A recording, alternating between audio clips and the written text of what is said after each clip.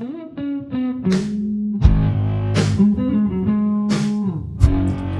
sponsorship over there. Get out the frame. That's what I'm worried about. All right. So welcome to the podcast, everybody.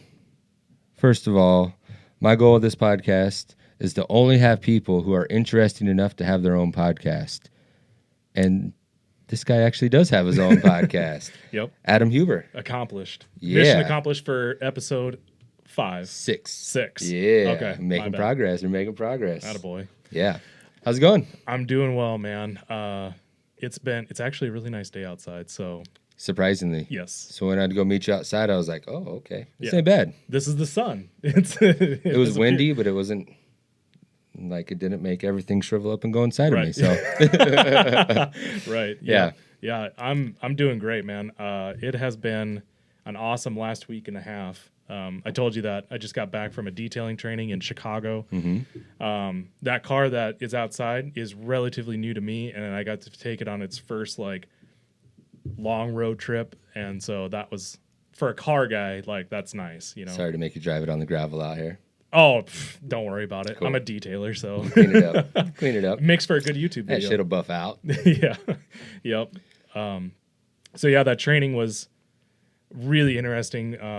In the video that will be coming out on YouTube later today, I talk about how the reason why I wanted to go to it was because there's a lot of industry heads there that I'm really good friends with.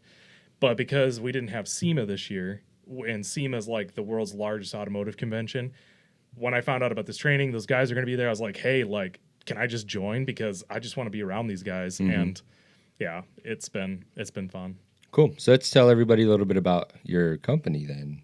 Okay. Let's just get right into that, because I'm hoping to have more than just Sioux Falls. I'm sure most people in Sioux Falls know who you are. Got a very popular podcast, Marketing Monday. Yep. Is that the only one? Yeah. That's really I really only want to do one for right now. I'm Smart. good with just one. Smart. I'll be on other people's podcasts. You have a thriving business you got to take care of. Yeah. Do you mind if I do kind of a quick overview of what got me to Clarity Coat, just so that it gives That's what people we're some here for, bro. context? Okay. Let's do it. So I'm Adam Huber. I used to have a detailing business in town that was called Adam Huber's Detailing, and did that for about 3.5 years, sold it, and went to go work for a company that was relatively known in the detailing world. Thought it was a respectable company. Turned out that was big wrong. And only worked for them for about a year, and then realized, you know what? I was right the first time. I can't work for other people. And so quit that, started Clarity Coat, which is a peelable paint. So it's going to be something that's relatively really unknown around here, but if you just think of vinyl that you can do color changes on your car or whatever. Like a wrap? Yep, a wrap. Instead of doing that, we can spray it instead of lay it. So you can do a color change on your car, but it's sprayed, and you can peel it off at the end of it whenever you want the color to come off of it. You know, you want to go back to OEM. You can also apply it clear if you want to, so you can just have just the protection and no color change. And yes, it has been taking off a lot better than what we thought it was going to. As of this recording, we're currently in 5 of the 7 continents, and we're probably in 12 or 13 countries, maybe 14 countries. Wow. Yeah. So is this something you came up with yourself, or did you find it and find a way to make it grow? So what happened there was my business partner that I have, Justin Pollington Woods, he is a native UK person. He lives in the UK. He's born there and everything.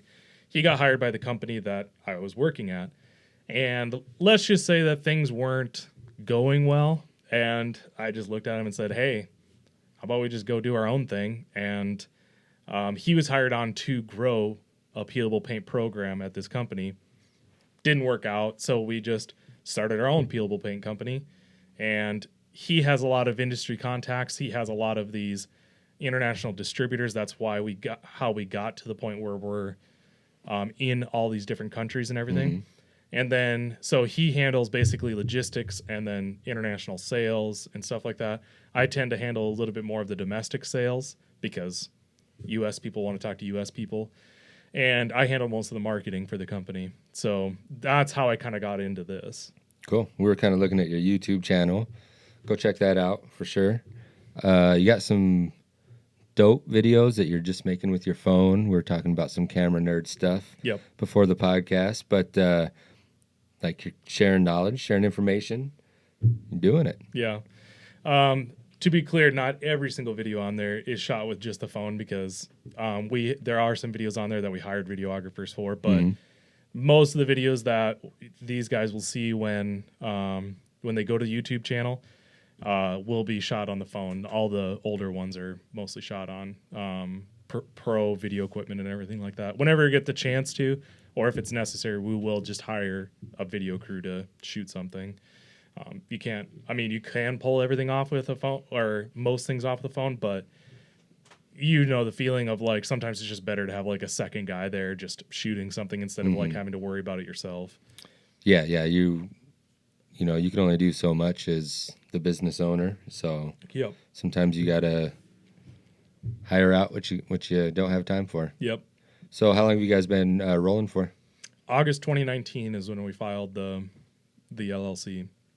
So really not that long. Are there any other companies around here or even like in the U.S. doing this? There's only really one other company in the U.S.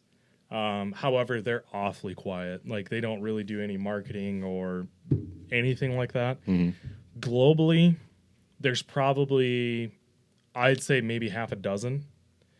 But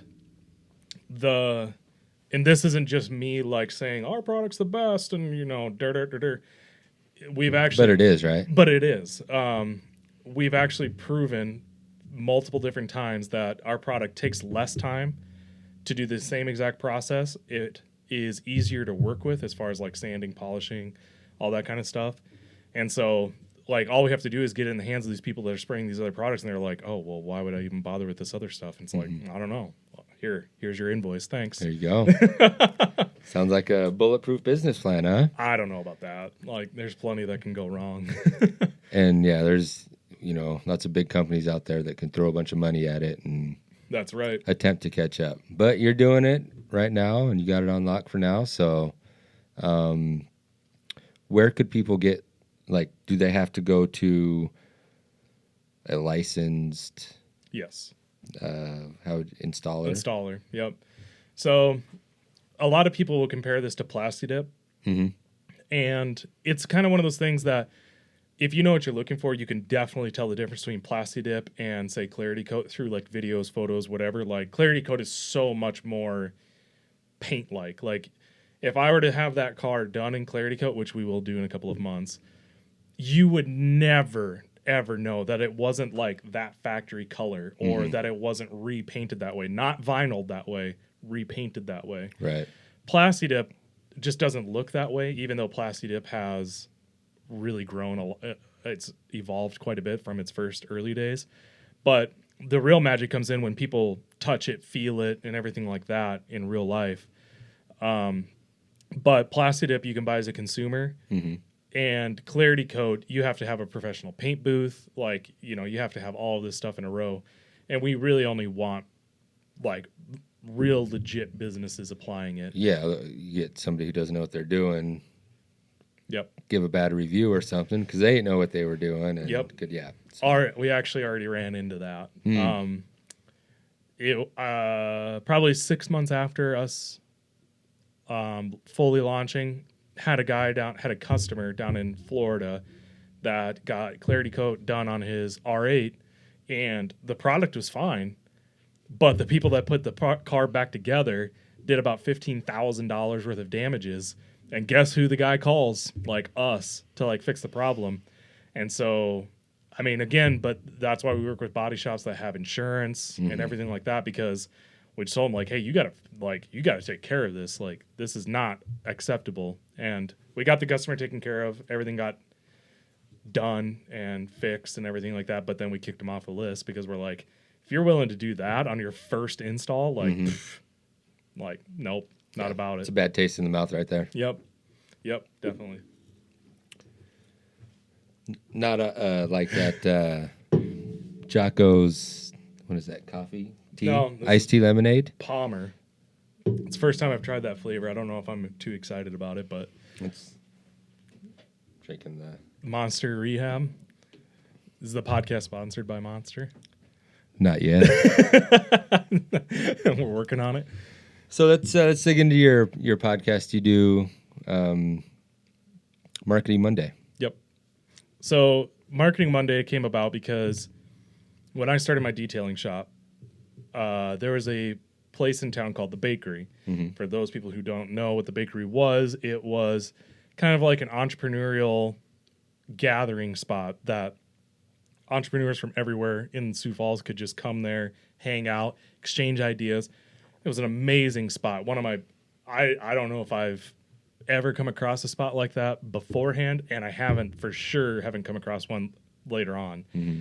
But they used to have this thing every Monday called Marketing Monday. And I would attend quite frequently because there was just such an amazing exchange of ideas and ideologies and theories and everything there. And a couple of years ago, Shelly and I wanted to kind of get plugged back into the Sioux Falls entrepreneurial scene. Like, we just wanted to talk to other business owners. And so we decided to start a podcast called Marketing Monday. And that's kind of where that came out. Now, I will say Shelly does pretty much most of the heavy lifting. Like, she's done a phenomenal job of finding the local people to talk to and everything like that. I just end up kind of being the personality, like the guy that comes in and wrecks it. And just the guy that comes in and whisks everybody off their feet, huh? Yep. Nice. Good looks and charm. It just does it every single time. Every time. So that's kind of why I'm starting this podcast too, just to kind of to make my bubble bigger. Yep. Is all it is. You know what I mean? Just meet cool people at the top of their game and to learn and grow and yeah. Yeah. There is something awesome about talking with people that are either a little bit ahead of where you are or same level or whatever. Like, every time I have one of those podcasts, I'll freely say, like, there's a lot of there's some times where, like, I'm like, oh God, I gotta do the fucking podcast. Like, I've got lots of shit going on, like everything's just busy. But then after that, I'm like, hell yeah, like, this was energizing. It's where, like, a lot of ideas start to flow. Like, I start getting, the last podcast that we had was a photographer who does a lot of family portraits and everything. And one of the ideas that I came up with, which I've never heard of any other photographer doing this, but she does a lot of family portraits, baby, seniors, and stuff like that. I said, what about if you were to save those photos, never delete a raw photo in your life, ever. Like, just keep them all. And then say it's a baby, right? Set a reminder that 1 year from now, pull out 5 photos that you did not send to the customer, like, that you didn't edit. They weren't in the final proof or whatever.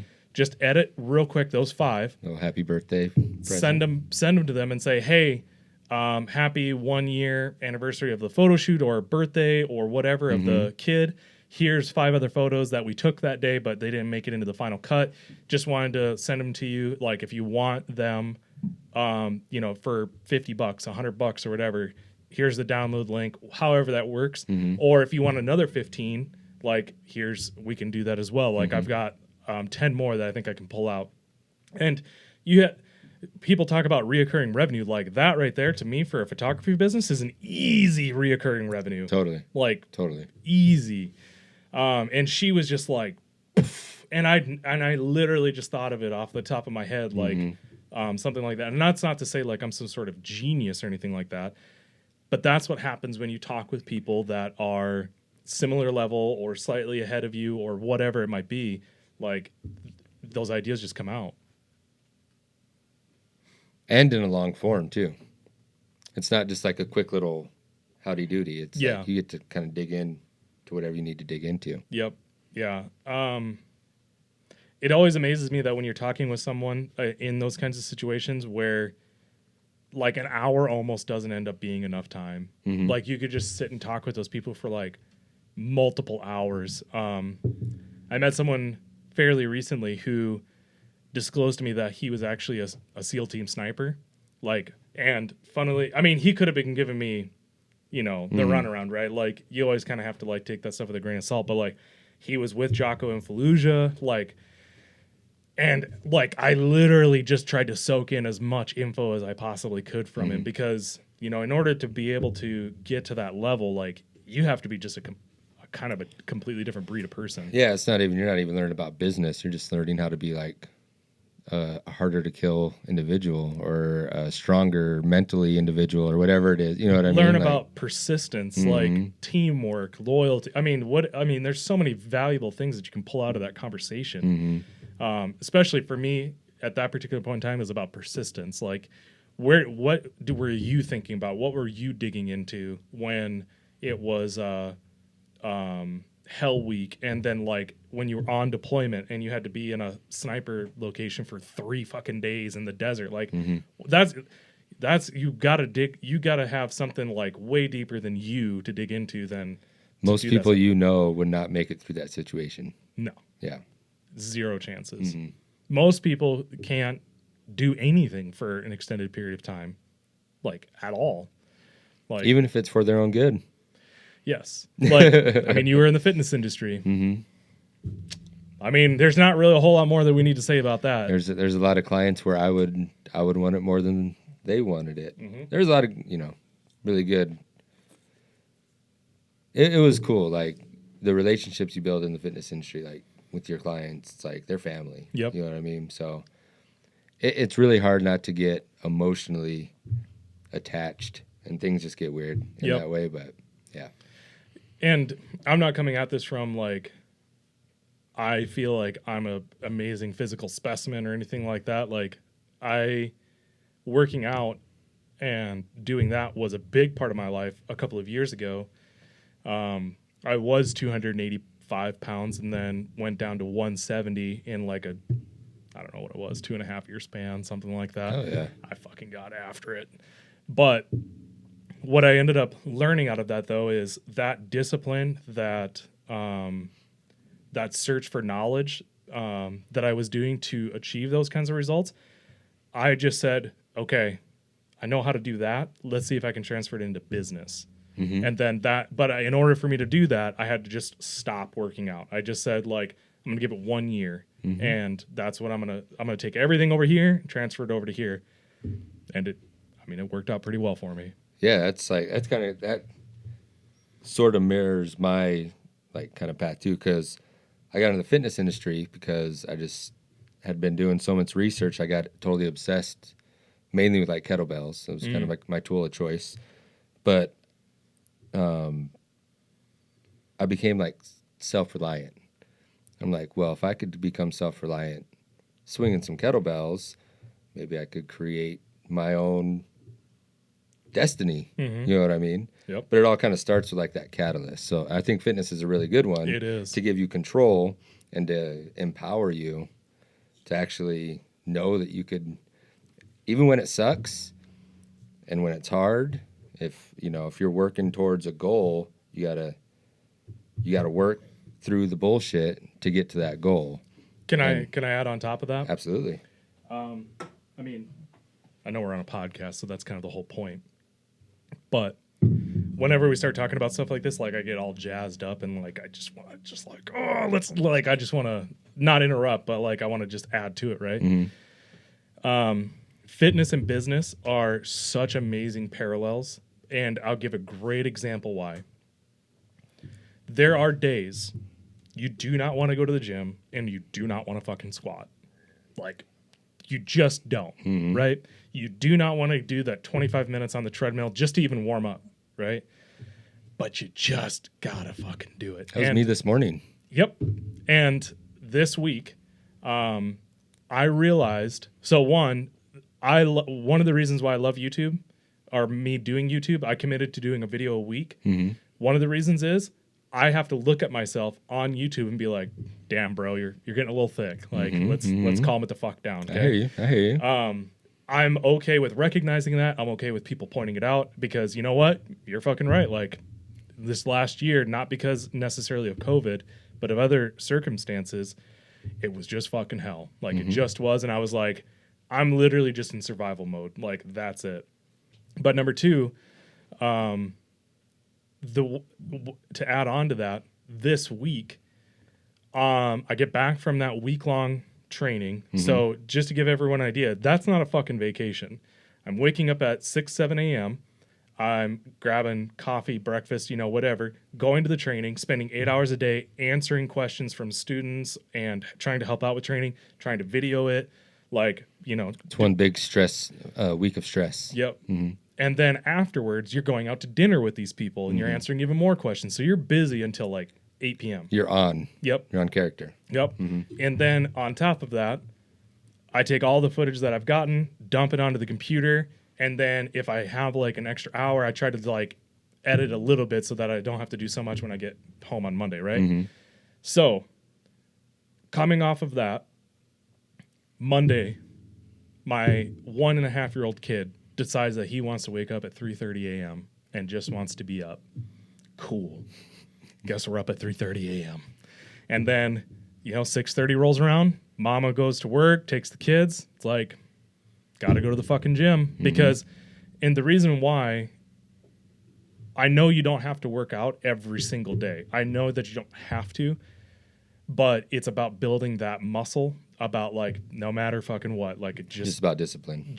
I just have to go. I went there, did my squats because Monday is not International Chest Day. It's fuck you. We're going to do squats today because Mondays suck and we're going to do the shittiest exercise there is.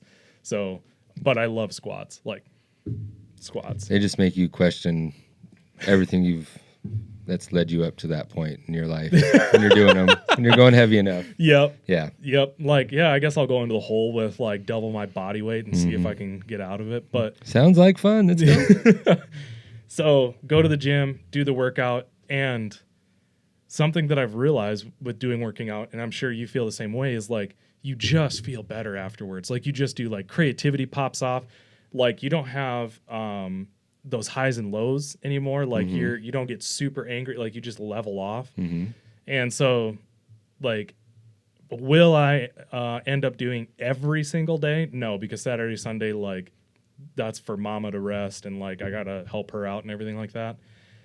This morning, and it's not like we're doing 1.5 hour long workouts either. This morning I had like no time. I got to the gym, did a 25-minute just like incline treadmill, heavy like fast walk or whatever. Called it good. Like I'm like, well, just like you were talking about with videos, done is better than perfect. Yep. And got there, did my shit, got out. Look at like the best pro baseball players. Not every hit's a home run. Nope. You know what I'm saying? Yeah. I mean, in fact, the percentages are so low that there's a point in front of. And it's the same thing with the workout. Yep. You got to do 10 workouts to get like that one beast mode workout a lot of times. Yep. Depending on where you're at. But yeah. What are you working on, Tanner? Absolutely nothing, Dennis, because we are on set. Oh, yeah. Here you go, champ. Thanks, buddy.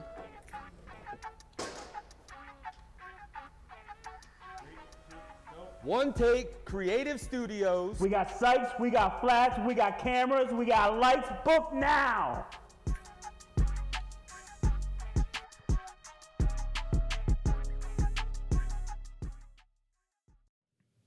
That's where we put the Clarity Coat commercial. Clarity Coat for all your protection needs. Yeah. Except for sex.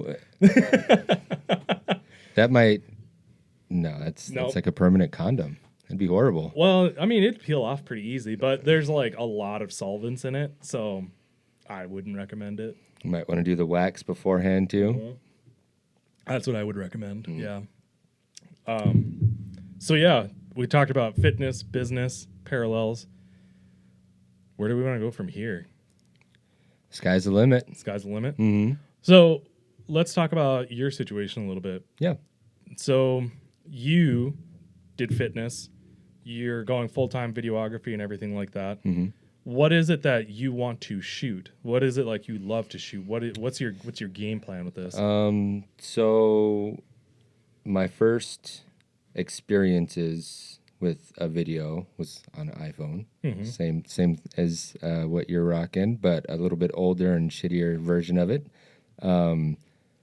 Doing like, I like to ride bikes. It's like filming us like hitting jumps or whatever. And that's like, if I could go do a Red Bull Rampage or something like that. Yep. That'd be pretty dope. Yeah, I still love riding bikes. So like that's still a part of like me. Like, and with the video thing, like I want to do videos because I like making videos. It's a good business to be in, but I just want to do shit that connects with me. So like, I love making gym videos. It sucks though because I want to be the one doing the kettlebell shit and the one filming, so it doesn't really work. But like for me, like action is kind of where it's at. So like cars, I think would be really cool. I have a guy that I work with. He does 3-wheeler conversions into 2-wheelers, and it's like we've done some video work, and that was probably one of the funnest shoots I've ever done. Just running around on the track, following around a dirt bike. So yeah, I'd say action sports, anything where I can move. Tripods are my enemy. Yep. What's really funny that you said about that is, so when I first started doing these YouTube videos, I couldn't figure out why I was so stiff, right? Like I couldn't figure out why, like I was having a hard time hitting line. Like, not that I do full scripts, but like I just literally couldn't even do a sentence without messing up. And it wasn't because I was nervous on camera. Like cameras don't bother me. What I ended up figuring out what it was because I would put the camera on a tripod, and then I would have to work so much harder to make the video move along and like have a good story, because then I'd have to get some like juicy B-roll to put over the top of it so that it wasn't so stagnant, right? As soon as I put that phone on a Joby Gorilla Pod and did this, everything instantly improved. And not only that, but because you have all this motion going on, the video is much easier to watch because there's just something going on, even if it's minor. Right? People get bored very easily. Yep. And yeah, so having something to keep them entertained or hooked. Yep. I guess. I also notice, like, obviously, like with this setup, we kind of have to have cameras on tripods, but Totally different deal. with like, if I have a camera, or usually it's just my phone in my hand and I can move and talk. Yep. Just that movement helps so much. Totally agree. And like when I'm thinking, like when I have an idea, like I'll just sit here and pace in my little office right here and just let the wheels turn, you know? Or like my whiteboard, same thing. I'll whiteboard and then I'll just kind of pace around and think and but movement is key. Like for me, everything is like, if you're not moving, you're dead, right? Yep.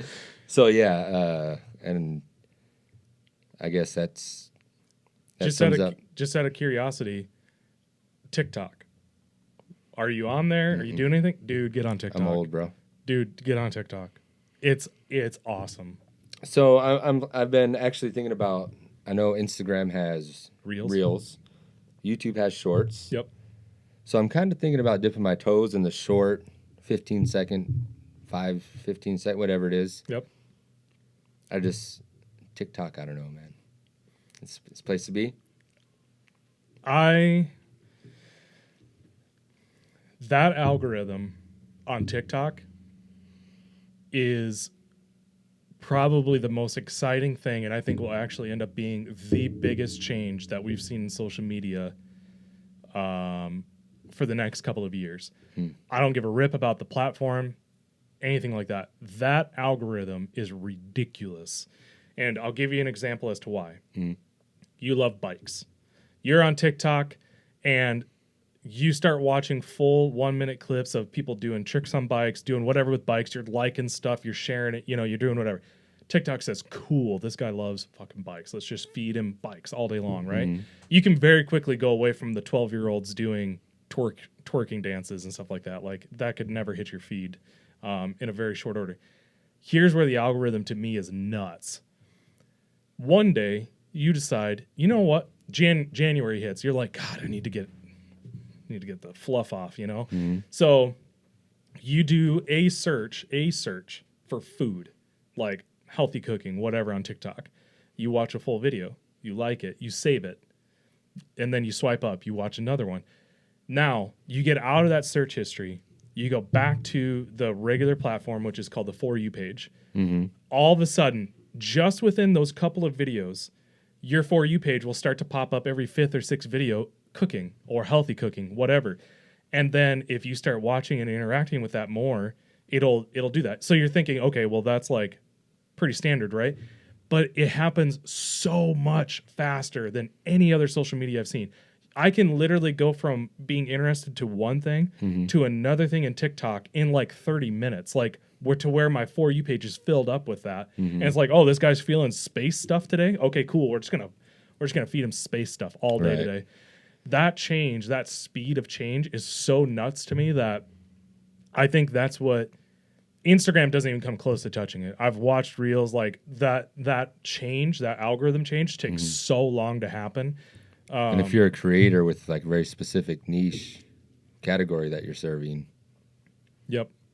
And for you, if you're a creative type, having those constraints of trying to pull off something in 1 minute time frame is sometimes some of the best things that you can do for really pulling out like what can I do, especially for like story building. That's where I think probably the biggest value for creatives there are is like, I've got to tell a story, the whole story arc in 1 minute. You got to kill your darlings is what they say. Yeah. Oh, where you can't be fancy? No, just as far as like, even if there's a shot that you really love in there, if it doesn't really effectively move the story forward, if it's just filler, get rid of it. Yep. And it's so hard to do. You're killing your little darlings. You know? Gotcha. Yeah, and a 1 minute time frame really does an amazing job of that. Of like, you can't mess around. Like, you've got to get that through. I come across that problem all the time, making like little short videos for even Instagram, so it'll fit on the full Instagram feed without cutting it down or anything. It's so hard to get a minute-long video. It is. And really tell what you need to tell. It is. It's actually, I would say, probably harder than doing just regular YouTube. Because you've got such a short time frame that you have to let go of that ego of like getting in these juicy shots. Doesn't matter anymore. Yeah, and a lot of people are like, well, you're only doing a 30-second video. It should be cheaper, right? Fuck no, it's twice as hard. Yeah. You know? We've got to get almost the same amount of footage because like if there's something that happened to where that actually does move the story forward, like we've got to put that in there. But then it's twice to 3 times as much work to get it down to where what is the actual 10-second part of this clip that actually moves the story forward. Yep, exactly. My business partner is so he gets all amped up over stuff like this when I told him we were going to do YouTube, right? Like he immediately goes to, okay, well, what do we got to buy? And I'm like, dude, it's not about buying shit. Like, we will buy stuff. You should give me his card. Sounds like a guy I want to work with. But he's a painter, right? Like the videos. So a lot of my videos are going to be around detailing tips and tricks, like answering questions, stuff like that, right? His is going to be around auto body stuff, how to blend a panel, what primer's best, what primer technique is best, stuff like that. So he's in a paint booth. Which is perfect, by the way. That you do one and he does the other thing. Like, that's beautiful. Dude, I can't tell you how fucking excited I am for 1 year from now. Because auto body on YouTube, hugely underserved market. There's hardly any good, consistent quality videos out there for auto body. I worked at a body shop right out of high you? school. Like that was actually what I wanted to do with my life. So like I do have I get a certain affinity to that. Okay. Yeah. Okay. I didn't know that. I feel that. But anyways, he's got a drone flying around in the paint booth and like in the body shop. And he's like, we just had this talk this morning. He's like, hey, like, he's working on a $250,000 Porsche right now. Like, I could show you the pictures of it. And he's like, yeah, the car was pulling in, like, and I got the drone to where it went over, and like we did a 360 and zoom. I'm like, whatever, man. Cool. Like, I know a good body guy if you fuck it up. yeah, like I'm like, hey, I like just don't be upset if I cut that out because like if it literally doesn't do anything other than it was a cool shot, like I'm not gonna keep it in there. That's the thing about drone shots. Like nobody gives a shit about drone shots. Nope. Unless they are a connection piece between two pieces of the story. Yep. Are you a big fan of Casey Neistat? That's where I heard that exact phrase. Yep. Nobody gives a fuck about your drone shots. Yep. And I think that him saying it, obviously I'm paraphrasing or whatever, but he basically said, the way that I use drone shots is to try and achieve a shot that people think isn't a drone shot. Like they think it's on a scaffolding or, you know, whatever. Like I'm actively trying to not make it look like a drone shot. And I'm like, damn, okay. Like I can see that perspective because yeah, otherwise people like you use a drone shot for really one thing, and that's for setting the stage of where you're at. Like where, and I used it was stock footage, but for that YouTube video, I fast forwarded through it so you didn't see it. But in that YouTube video that's being uploaded 6 p.m. Central on 1/20 of 21. That was a couple days ago, maybe a couple weeks ago. It starts off with me saying it's road trip day. And then the next shot is, so you saw the part where I was like in the trunk or whatever. It was badly composed. Like you're probably like, Jesus Christ. But anyways. I thought it looked like a YouTube video, so you're doing something right. The next shot is me being in Walgreens picking something up before I head out for the trip. The very next shot is the drone shot of like snow-covered ground. We're on a highway, and it's just stock footage. The only reason why I did that is so people know, like, okay, he drove there. Very next shot after that is a hyperlapse of Chicago going from 4 a.m. to 7 a.m. So like people know it's the next day, right? It's the only purpose of using of drone shots. You're literally telling a whole story of I drove from home to this place, and now it's the first day of the convention or whatever, in 2 quick shots with no words. Within, I would say 45 seconds, something like that. Yeah. Yeah. A drone flying around in a paint booth, what does that serve for adding to the storyline? So when I first started making videos, nothing else mattered besides making a dope video. Yeah. You know I what mean, we all get there. So I think that's like a lot of people are like, gotta make a dope video. But the more you learn, you realize like nobody, just like that drone shot saying, nobody gives a fuck about your dope video. Yep. Unless you're actually making them feel something with it. Cool shots, only camera nerds feel cool shots. Yep. Otherwise, it's like, oh, it's a cool shot. So what? Yeah. You know what I mean? Look at that. There's 1 billion of them on Instagram. A good parallel to that, too, is in the detailing industry, body shop industry, we can see way more than what the average customer can see. Like detailers get all worked up over trying to get every last swirl mark out of the paint and every last imperfection out and everything like that. Your customer would never see that. Right. Same thing with dope videos. The only people who give a rip about dope videos is guys who are trying to make dope videos or who do make dope videos. Like we'll go to the gym analogy thing. The only guys that care, or the only people that care about your big muscles are other dudes. That, you know, maybe you're trying to impress them, but I don't think that's why most guys are trying to get big arms. But I don't think most females really care about big arms as much. Most females don't care about nice cars. Or dope camera shots. Yep, or dope camera shots. They just don't. Trust me, my wife does not give a... She's very encouraging, but she just doesn't get as excited about it as I do. Yep. You know? My wife is actually a great temperature gauge for whether or not a piece of advertisement would work for my detailing business or if a video is a good one for Clarity Coat. If she doesn't like it, she doesn't understand, I'm like, perfect. This is going to be dope for the guys that actually want, the guys I'm trying to target, which is like car guys, detailing guys, stuff like that. I don't need my wife to understand detailing or anything like that. She's been around me for 5 years, 6 years, and I've been in this space. If she doesn't understand it by now, she doesn't care enough to understand it. Exactly. And she doesn't have to. She's just like you and your partner. Like, she does what she does, you do what you do, and it works. Exactly. So, yeah. Yeah, man, I've been having an absolute, going back, talking about story 2, the premiere video that we have on our YouTube channel, so like the very first video that pops up when you see there, I would love to get your feedback on that, because that was the first time that I worked with a remote videographer. I had to build out a storyline, and like we're taking apart the car, we're doing a clarity coat job, like, and I had to do all of that. I had to organize all the shots in my head, like on paper, before we ever did that. And the final product is really, really good. Like, I would say the videographer, Dale, he did an amazing job.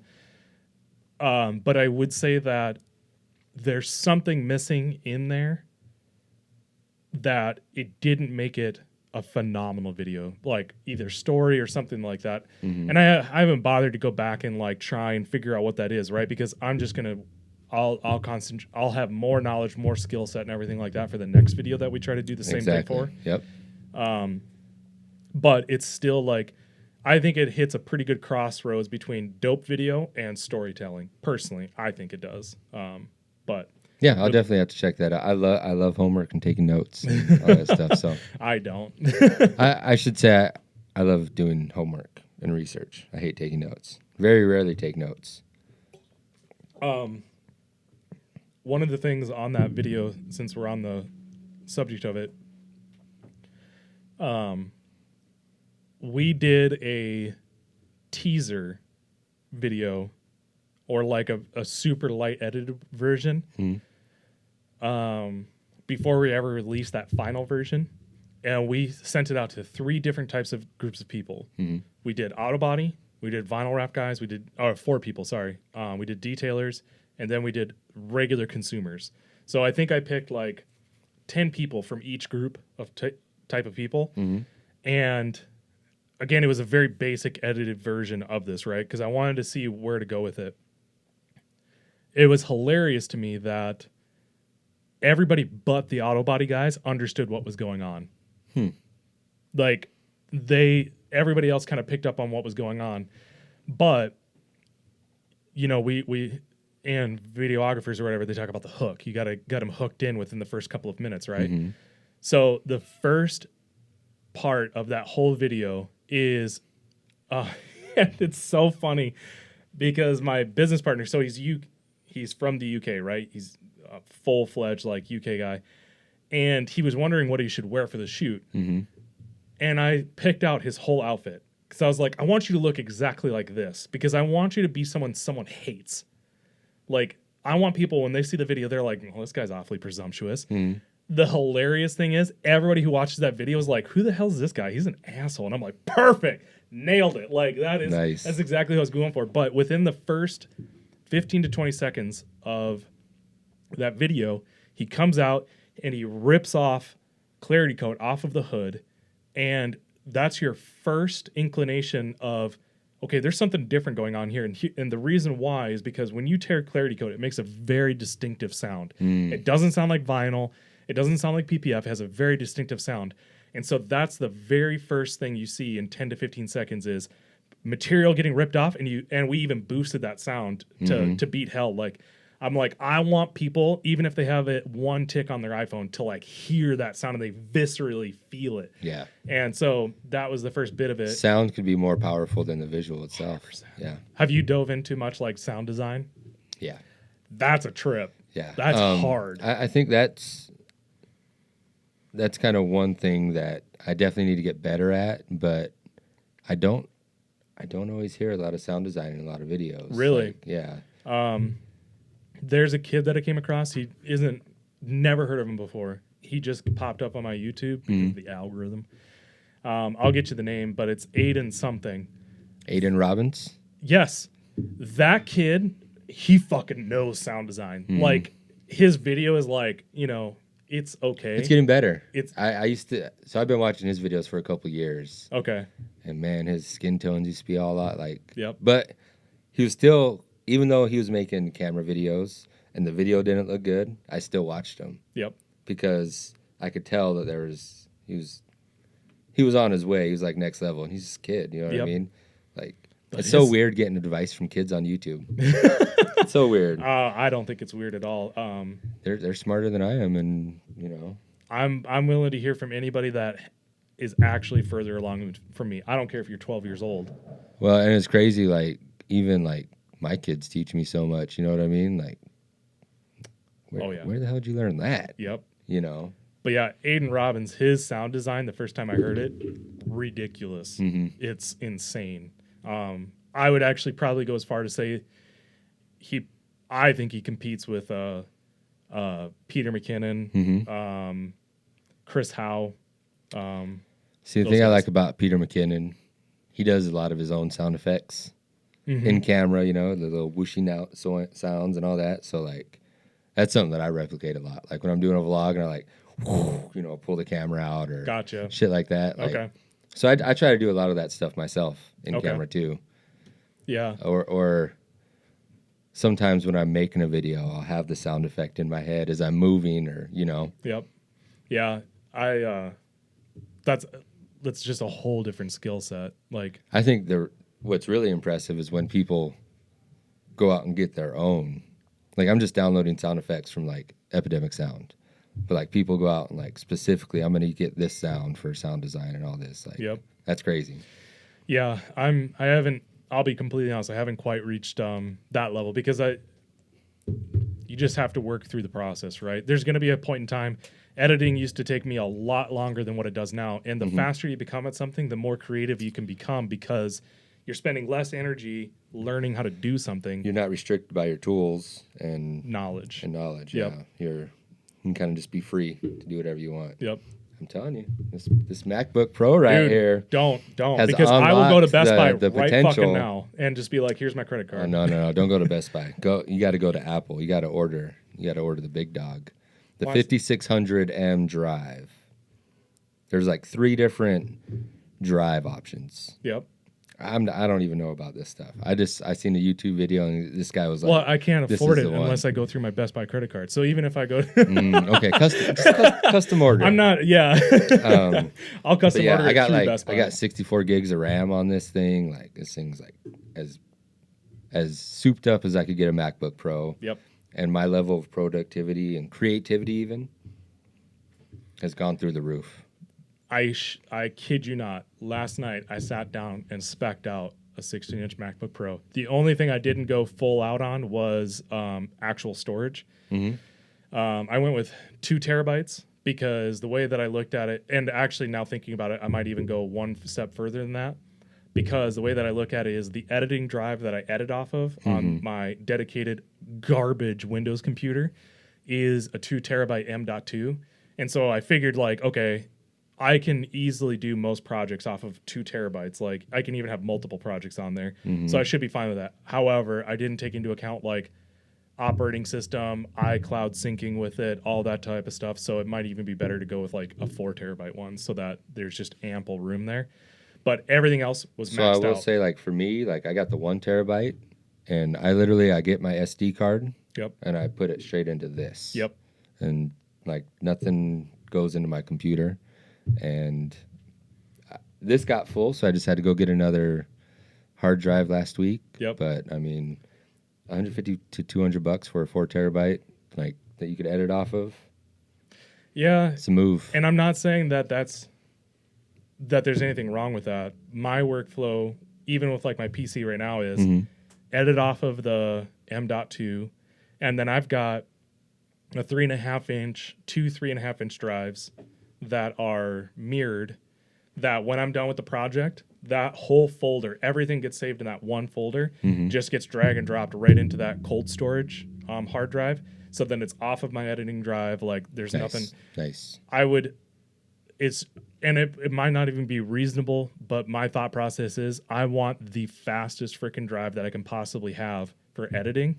And this is nowhere near as fast as what's in here. Yeah, and I was going to say, like, I don't even know what the speeds are, but I know it's not the fastest. No, it's like, let's call it 250 megabytes, which is probably fine for editing, right? Like, it's probably not a rational ideology of mine, but that's just, so me personally, I would rather pull footage in, have it on the computer, editing off of it, and then when I'm done with it, it just goes right to my cold storage stuff, and then keep it there.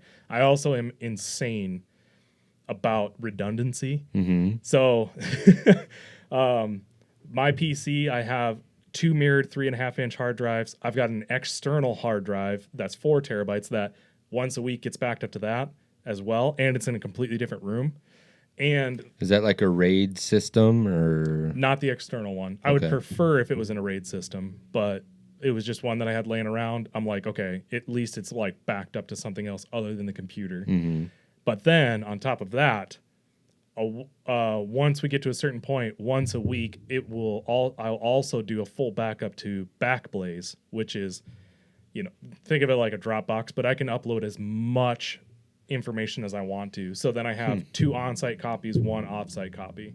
Like, because take, for example, that one video that I was we were talking about earlier, where it was my first go at like full-on production, figuring out a storyline. That video, all costs and everything, was like $15,000. If I lose that footage, I'm effed. Like you can't replace that. So Right. what do I care if I have to spend $500 on hard drives and then pay, whatever per month to do an off-site backup? Like, what does it matter? Like, it's going to take a long time for me to get to $15,000 worth of. Right. The value that you lose to that is like way less than what you got to invest to keep it. Yep. So, yeah. And will I ever pull footage from it ever again? There's actually a pretty decent likelihood that I would. But like, even if I didn't, like, what do I care? Like, I paid $15,000 for that footage. I want to keep it around. Like, Yeah. Doesn't matter what I want to do with it. I have photos from 2014 in Dropbox. You know how many times I've went back and looked at those? Pretty much never. But I want that shit around. You might want to in 5 years, Yep. So, anyways, yeah, like, believe me, I'm this close to chucking that PC out the window. Like, really am. It's funny when we get into the Android versus Apple debate too, because like I ran Android for a very long time, very long time, all the way up until I was like 25. I'm 31 now. All the way up until I was 25, I had Android. Like one day, Android wasn't cutting it for me. I took an Apple device and an Android device side by side. Android, it was the flagship device that year. I had a 2-year-old iPhone, and the 2-year-old iPhone destroyed the Android as far as like the test that I was putting it under. And if someone tries to come at me like, oh, Windows is just as good as Apple. No, it's not. Like, get out of here, Bob. I already tried it. Like, I gave it a pretty good run. Don't at me. Hey, all of those 90% of those YouTubers that you're watching, they're all editing on Macs. You know what I mean? They convinced me. Yep. It's basically like we were talking about customization and being able to upgrade. I'm like, if I just get the best one right now, I won't have to worry about upgrading for maybe 5 years. Yep. Yeah. Do you watch Gary Vee by chance? Not recently. I used to quite a bit, but not lately. So you're aware of D-Rock. Have you ever seen D-Rock's rig? Mm-mm. He's got like a 2014 6-inch MacBook Pro. Like, dude's still rocking like all the original ports and everything. I don't know. He puts out, I mean, obviously he's not editing any of Gary's stuff now, but in the early days of the vlog, he was, and that's all he was using was just a 16-inch 2-year-old MacBook at that point. I think if you get into like the really like 3D rendering, really high level stuff like that. Yep. We could talk to Cham about that. He knows about that stuff. I'm not there yet. Yep. I think maybe PC has more advantages as far as apps and all that. Yep. But for straight up editing, like, yeah. And reliability. Reliability. Yep. Like that workhorse, Apple just goes. Yep.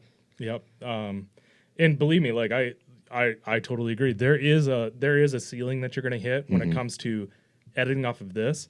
That's where the Mac Pro comes in. I get it. Some people don't have the budget for that. I totally understand that most people don't have the budget for that. However, the point in which this doesn't fit your needs anymore, like you've literally maxed out the hardware to where you need to upgrade it, what you'd have to be doing some pretty nuts. Yeah, stuff. you're probably not just your average consumer. Like you're using this to make money. Yep. At that point. Yep.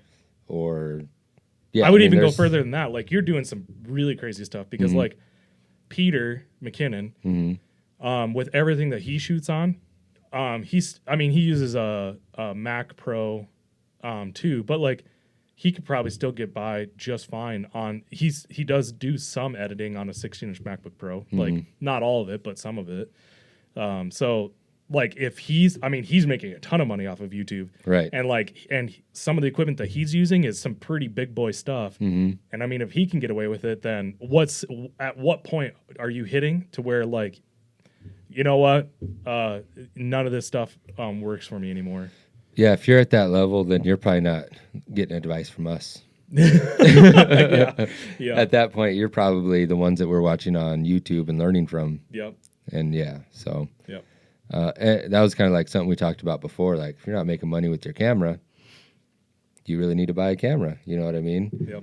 And same thing, like, if you're not making a lot of money with your videos, don't go spend a shitload of money on an editing computer. But at the same time, like, you're doing important stuff with your videos. Yeah. Like, it makes sense for you to invest. You know what I'm saying? Yep. But like, if somebody's just trying to like put together videos of family reunions or something like that, you know Yep. what I mean? Like, it doesn't make any sense. And one thing I'll add to that, in my mind, the roadmap for this is, as crazy as this sounds, I would actually love to get your opinion on this.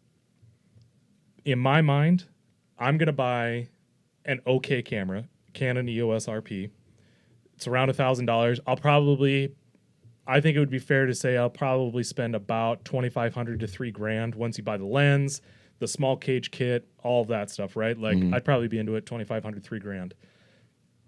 However, that will carry me to a certain point, and then at that point, once the discussion comes in of buying nicer equipment or anything like that, at that point, I would actually just rather hire an actual video person. And here's where I'd love to get your opinion on, because I got into a discussion with this. So Chicago Auto Pros, which is where I was at, these guys, like, we're talking full-on production. He's got 5 people doing video work.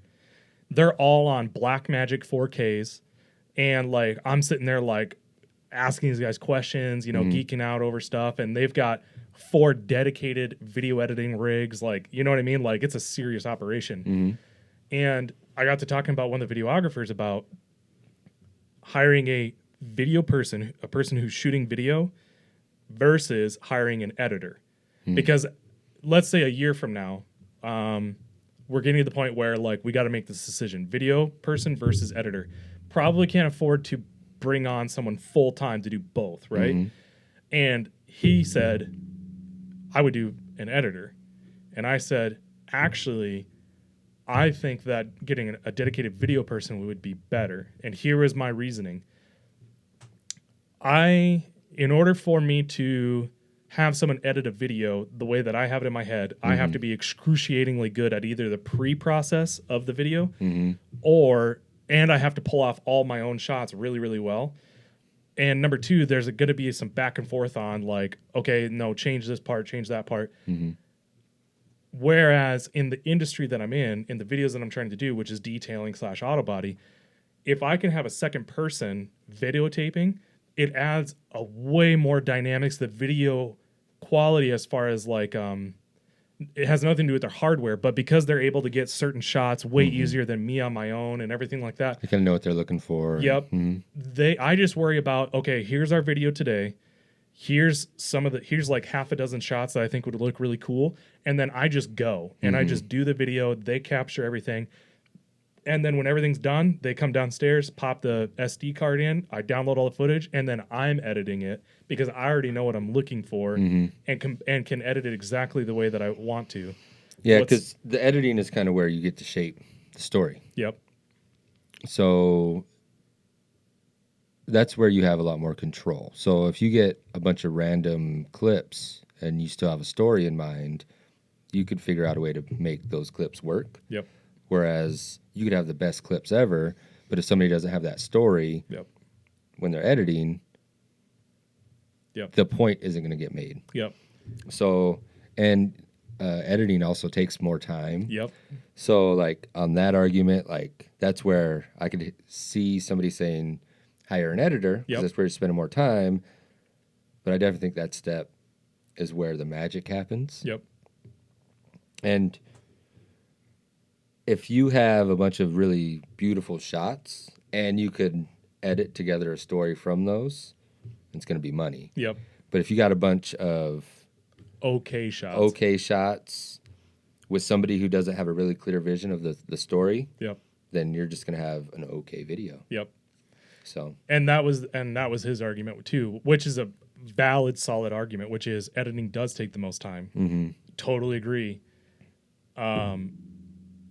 But I would rather have the video quality there and everything, because then on top of that too, you can start to do batch video producing. Hire a video guy for one day, and I'm like, okay, cool, we're going to do 2 videos today.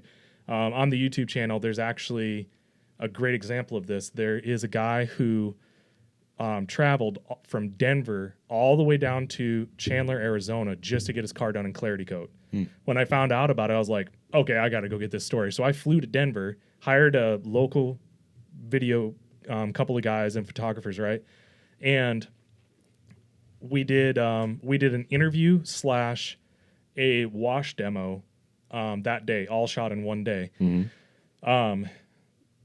And because I was able to just worry about, okay, we need these shots, and then executing myself on what I needed to execute on, and these guys just set up the lights wherever they needed to. They worried about where the mic placement was, and then they worried about getting the B-roll and everything like that.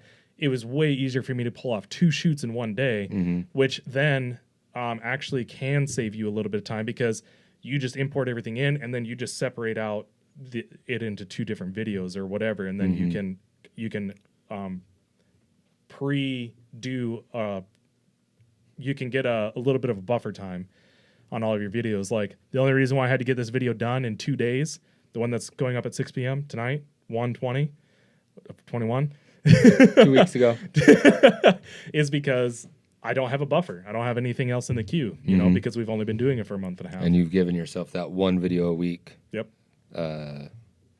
constraint deadline. Yep. Wednesday, it has to be done. Like, just the way it is. Some of those shots that I was showing you on the phone, they're not great. They do move the story along. They're not great, but I thought they were worth putting in there. I mean, if you send me, if your notes say otherwise, like, I would accept that. Like, I'd be like, yeah, you're probably right, but that was the constraints that I had. So yeah, anyways, that's the next stage for me. I don't want to get in, I don't know what the better versions of the Canons are, but like, I don't want to get an Sony a7S III. Like, I just don't. I don't want to buy a $2,500 camera with a $3,000 lens and all this other stuff. I'd much rather just hire someone that's their game. Like, they know that. Well, you know, you get that really dope high-level camera. There's a lot of videos on YouTube. You can watch these. Like, they'll compare a $60,000 Red to an iPhone with the lighting setup. Hold on. You know what I mean? Hold on. Totally agree. The only time I have a problem with that is specifically just one YouTuber, Matty Hapajoja. I can never say his last name. His review, I do not accept that, because I'll have to watch that one. I want you to watch it, and I want you to look at the red footage. I have never seen red footage look that garbage in my life. MKBHD, Marquez Brownlee, he shoots on all red equipment. None of his shit looks that bad. Peter McKinnon did pretty much exact comparison. His red footage looked great. Like, it looked comparable. Whatever Matty did to make that video quality look garbage, Purposely making it look worse. I will definitely say, like, just with my cameras that keep turning off, just my cameras, like, if I don't like this room really well, like, it just looks like dog ass. You know what I mean?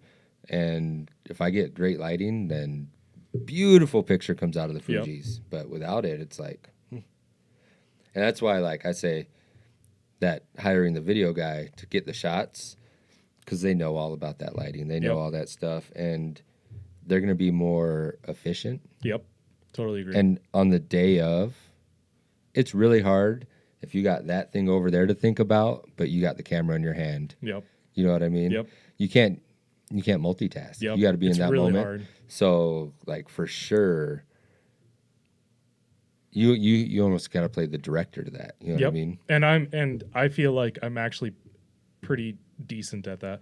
Well, and if you have your vision in mind for what you want the finished product to be, Yep. then that's really, really easy. And if Yep. you get like a good relationship with somebody who knows you, like that Because helps. the other part of that is too is let's say, I don't know if you want to give out pricing, but if I come to a videographer and say, hey, we're doing YouTube and I need a videographer and we're doing 4 videos a month, and if I hire you, we'll do batch videos because I think I can pull off 2 videos a day. I don't think that's too much of an extreme ask. I'll give you a 1-day shoot. What was a 1-day rate that some of the videographers gave me? We'll call it $500 for a day rate. If you don't have to do the editing or anything like that, $1,000 per month to hire you seems like that it would be like in and around that area, right? Like It seems. I mean, it depends. A lot of people are going to be. They're probably going to, see it as, well, if I'm just going to give you all these clips, usually I make my money on the finished video, the video and the edit put together. So they might want to look at charging you more for that, just because it's like I'm handing you off this footage. Yep. But I would say like that's pretty reasonable for just 1 day of work. Yep. And just basically getting shots that you're being told to get. You know what I'm saying? Yep. Like you don't have to. I just need you, your brilliance, and your equipment. Exactly. Like, that's what I. And to listen to what I tell you to do. Yep. Yeah. It's been interesting because like I thought I would actually run into a problem. So some creatives have a problem with handing off footage, photos, raws. Oh, I and everything. definitely would, but I mean, it's like at the same time, that's just like a control thing. Like if you're a creative person, you want control over your creative pursuits, but at the same time, it's like if I'm getting footage for somebody, it's their footage. Yep. You know what I mean? That being said, like if we were to do like a finished video for somebody, if that's not in the agreement before, then all those raws are mine. Yep. You know what I mean? Yep. If they specifically asked for that, then we'd probably charge a little bit more. Yep. Totally. But like in that situation of like I'm just a camera for hire. Yep. Like sometimes you got to kill your darlings, like I said, swallow your ego a little bit. Yep. It's not always about the guy with the camera. Yep. Very rarely about the guy with the camera. Yep. So, and what was interesting to me was, so one of the things that I did for Clarity Coat, and one of the downfalls that I see in the detailing industry, and I'll just say the service-based industry, is all these companies have these amazing detailers like everywhere, right? But the photo that these detailers send you is like this, right? And it looks like garbage. yep. And then they get mad when they're like, "Why didn't you post my picture?" It's because it's garbage. You don't know what you're doing. It doesn't belong on my profile, bro. So I looked at that and I was like, well, how would I fix this problem? And so the idea that I came up with was everywhere where we have an installer, I would find a creative person local. And when that installer is doing a really cool car, we hire that person. I tell them exactly what I want. And they shoot it. And then I just tell them, like, I just need you to shoot it. You send me all the raw footage, and then I'll just edit on my end. I thought I was going to run into a really big problem with that. Nope. Every one of them's like, wait, hold on. You just want me to go shoot it, and I don't have to worry about the editing on the back end? Done. Like, here, take it. Yeah. Photos, that's a whole different deal. Okay. Photos, I've actually... there's only been one person that's been like, okay, you can have all the raw photos and stuff like that. But I wonder what the divide is there between the videographer's mindset and the photographer's mindset. that's a good question. I don't know. I think because there is still a lot of work when you're doing videos, right? Like you're having to move. There's a lot of different stuff going on. There's a lot of expensive equipment, like a DJI Ronin gimbal. Like it's not cheap stuff. $8,000, $10,000. Yeah.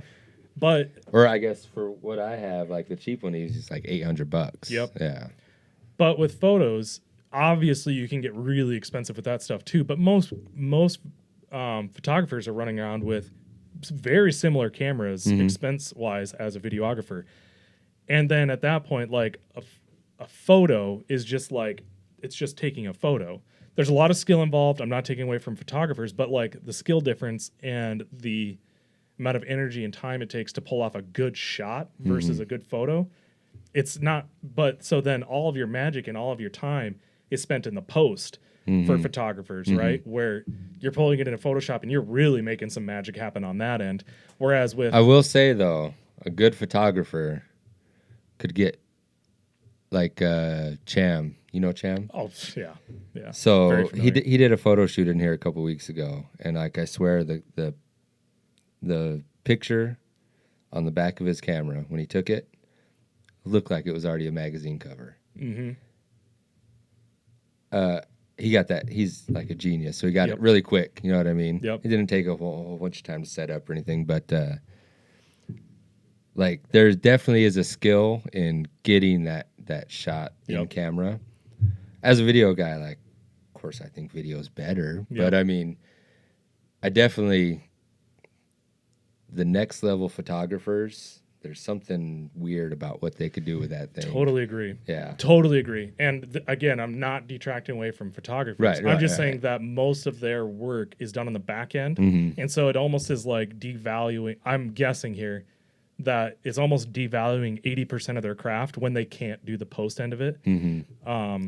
So it's almost like a scarcity type situation. Maybe. Maybe. And on top of that, if you look at the two industries too, how many actual dedicated videographers are there versus photographers? Right. Photography is way more hotly contested than videography is. Totally. So it could be something along those lines too. But in the end, I just tell them like, hey, you know what? You get me 12 to 15 edited photos, like, fine. Like, I'll live with that because you can only repurpose photos so much, whereas with video, you can repurpose it a lot more. Like just changing Right. music and the way that you edit something can completely change an entire clip. Versus like with photos, like you can do black and white, you can do more saturation, more contrast, or less saturation contrast, but it's still the same Once shot. the photo's there, it's there. Yeah. You can do some magic, but it's like a video clip. You do something completely different than what a lot of times I don't trust anything until it's in the computer, in the editor, and I'm like, all right, what can I do with this? Yep. Because I get excited out, taking the shots, get it back in the computer. I'm like, oh man, this sucks. This is horrible. Yep. I thought this was way better. Yep. And you spend an hour with it, and you're like, all right, this is dope. Yep. I don't know how I did it, but this is amazing. Yep. I ran into that a lot with the B-roll for the video that will be going out tonight. Like, thought it was going to be good, and then I get it in there, and I'm like, oh, wow, whoops, fuck that up. Like, not good. So, yeah, I totally agree. It happens. Yep. But if you know some little tips and tricks, you get to put your own little spin on it, and nobody will ever know. Yep. There's a kid on TikTok that he's gone viral, and I'm pretty sure he's been reusing. Well, I know he's been reusing the same exact like dozen clips over and over again. He's got to have like 100 different variations on the same exact clips. No differences whatsoever, other than editing and music, and some After Effects stuff thrown in there too. But it's the only difference. That's it. Like you can just completely change the entire feel of something by changing those 3-4 variables. And a lot of people won't know or won't care. Yeah. Yeah. Totally agree. So, what else do we need to talk about before we get out of here? I don't know. I feel like I feel good. I feel good too, and I want to make sure I leave every podcast and have the viewers wanting just a little bit more. Okay. You know what I mean? You ask whatever you like. All right. Let's see. Let's just do a 3-question rapid fire. All right. I'm putting myself on the spot more Okay. than I'm putting you on the spot because I don't have any idea what I'm going to ask you. Perfect. First question. What's in your pockets? We'll go the Peter McKinnon route. Pockets is, we'll throw my car keys in there, but car keys, wallet, and AirPods Pro. All right. By the way, absolutely worth the money. Fucking do it. Are they? Yes. I got some knockoff AirPods. Not even close to the same thing. Oh man, I wanted to flush them down the toilet. Yep. Very annoying. My brother-in-law got those knockoff AirPods, and then I gave him my old ones, because when I upgraded to the Pros, and he was literally like, I mean, he's a tech geek, and he was like, oh my God, these are so much better. And it has nothing to do with sound quality, anything. It's literally just the magic of Apple connecting the to something. usability, the interface, the experience. Yep. All right, question number 2. What's your what are you looking forward to in 2021? What's your big mountain to climb in 2021? YouTube? Yep. Taking 100%. that over? Filling the space in auto body and detailing too. Is there a big detailing market on YouTube or Yeah. Detailing is pretty well taken over. Well, I mean, there's always space for someone else to come in, right? Like, I fully believe that 100%. Yeah, that's like everybody's like asking, is it too late for YouTube? Fuck no, do it now. Yep. Same thing with podcasting. Yep. I had a call earlier with the guy up in Aberdeen. He's kind of like a mentor to me. He's like started a podcast here, but then he moved over to Europe and was part of a really like podcast that I followed very closely. And now I'm like having meetings with him on podcasts. I'm like, holy shit, this is amazing. Yep. Where was I going with this? It's not crowded. Oh, he had a quote, and he said, the best time to start podcasting is 7 years ago. Yep. The second best time, right now. Yep. And I think it's the same thing with YouTube. Yep. Just do it. Just By do the something. way, it's the exact same way I feel about TikTok.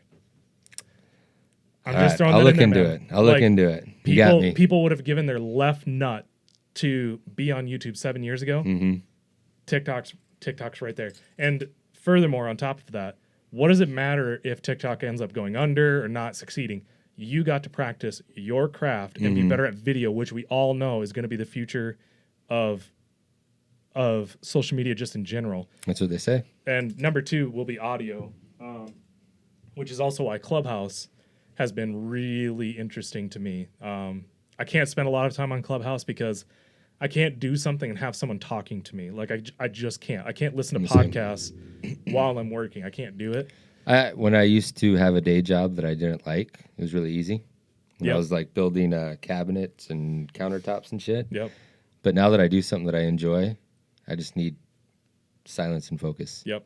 I'll have music in the background, but music without lyrics. So a lot of EDM, because it's just a beat, and that's So what is Clubhouse? Is that like a podcasting? no. platform? So luckily, because you're on iPhone, you can actually download Clubhouse, but it's an app where, think of it like you walk into a really big hall, and think that there's a shitload of tables in this hall, right? And you've got people sitting at these tables and they're talking.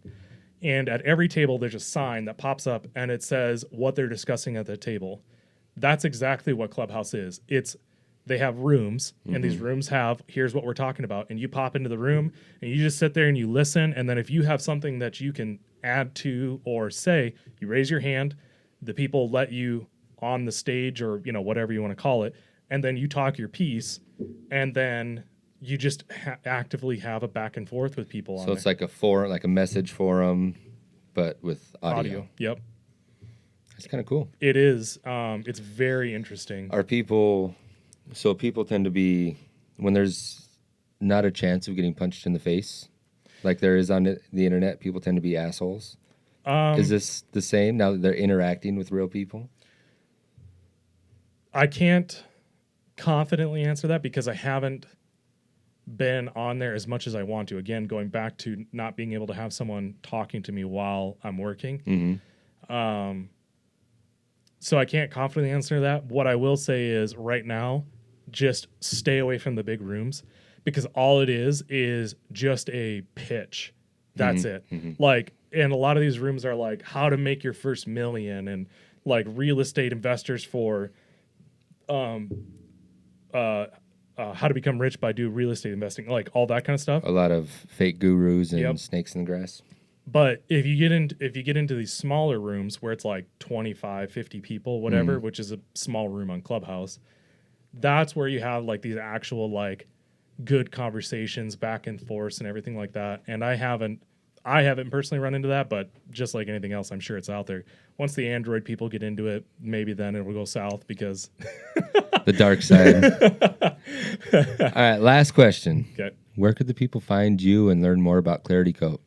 So you can find us pretty much by doing Google search for anything Clarity Coat. ClarityCoat.com is our website. Clarity Coat on YouTube, Clarity Coat Official on Facebook, and then Clarity Coat on Instagram. That's where a lot of our stuff is going to be. I'll link all that stuff down below. Awesome. So I think based on how this conversation started, I have a new slogan for you. Clarity Coat. Keep it off your private parts. We'll see if we can add that in as the tagline. I expect credit and rights to that. Yep. We will definitely send you $1 per year for that. I'll take it. That makes me a professional slogan creator. Yep. If I'm getting paid for it. We'll see what we can do for you. Cool. All right. Thanks, Adam. Appreciate it. My pleasure, man. Thank you guys for watching. See you guys. Yeah.